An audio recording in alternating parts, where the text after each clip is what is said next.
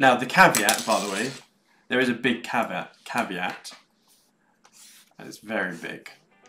It's a three-letter biggie.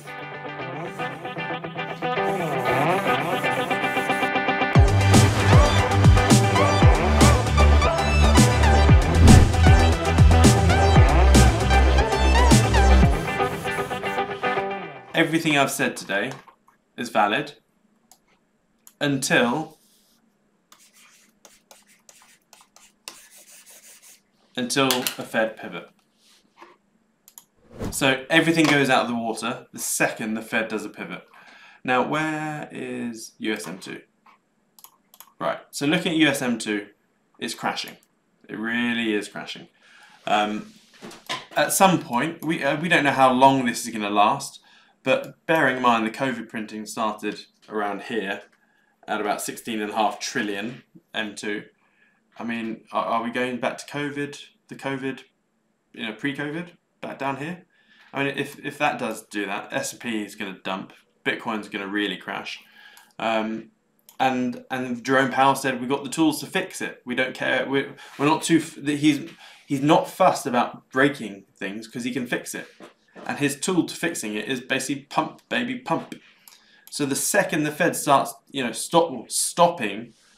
Now, in my opinion, the way I see a Fed pivot is not lowering the amount that you upgrade, you increase rates.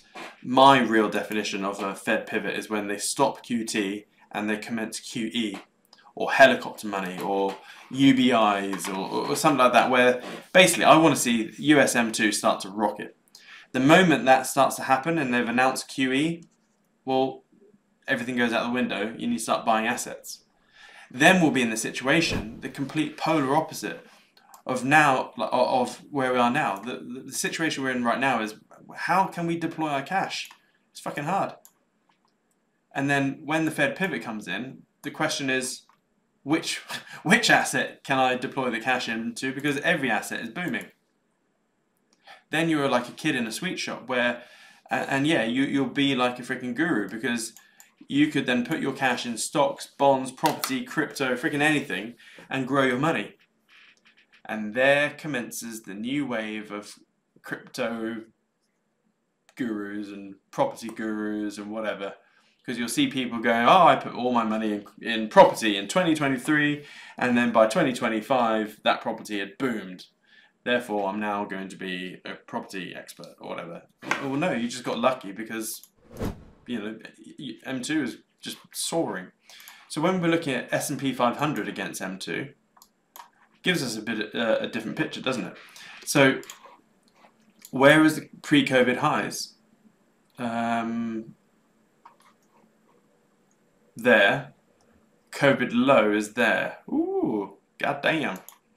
Therefore, I think it's probably worth having a look at the S&P 500 divided by USM2 and then keeping your eyes fixated on this level. Now, this won't tell you the price of the S&P 500.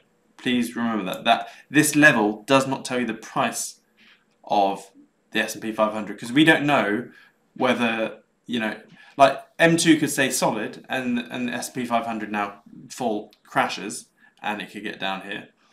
Or USM2 could crash, and they both crash.